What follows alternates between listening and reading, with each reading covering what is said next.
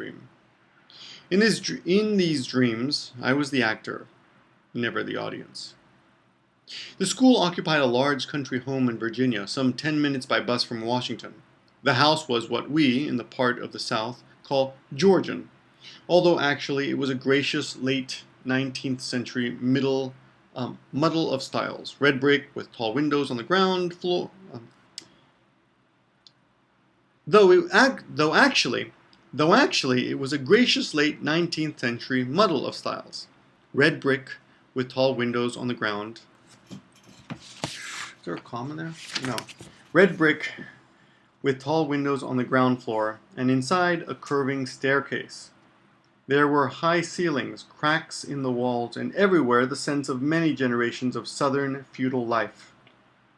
Actually, the house was the relic of a rich northerner who, having come south with a Republican administration, built this house, fancied himself a squire, willed it to his children, died, and they, true heirs,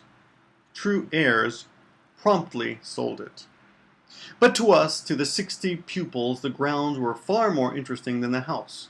Smooth lawns curved from the house to the line of woods, where between thin dark trees, bright in autumn with the colors of the fall, one could just make out the brown, slow Potomac River, which soared continuously sea-like and far away, a sad, lonely sound.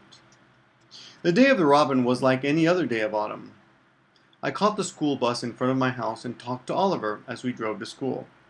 I haven't the faintest idea what our conversations were like when we were 9. I suppose that Oliver and I discussed our teachers, the other boys, and the peculiarity of our parents. I do remember once turning to him and saying solemnly, this was a year later after my mother's divorce, "We've gone through hell and high water together, my mother and I." By the time I was 10, I do recall that I talked almost entirely in sonorous cliches and had begun to demonstrate an alarming talent for moral poetry. But at 9, on this sharp October day, I was more colorful, more desperate, and certainly more original than I've ever been since. We arrived at the school, entered the classroom, and here recollection ceases. I suppose something must have happened in those classes, but I cannot remember what. During the 12 years I spent in schools, I remember almost nothing that happened in the classrooms. I have only one clear memory of my first 6 years in school. For some reason, we built a model of the Appian Way on a card table. And since among my numerous talents I had a gift for modeling, I was invited to make the human figures for the Appian Way. They were beautiful, splendid Romans, happily proportioned, clothed in togas of the whitest tissue paper.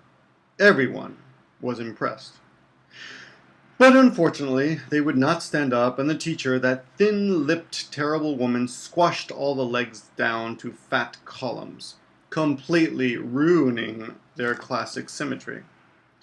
When I discovered this, I gave such a demonstration of outraged sensibility that she was forced to call in the principal, who tried to soothe me by suggesting that with longer togas no one would notice the legs. And besides, I should remember that I had been commissioned to do figures. Very admirable they were too, which could stand up in chariots. Aside from this one episode, I remember nothing of those 6 years in the classroom. But I do remember the afternoon out of doors, especially this particular afternoon in October.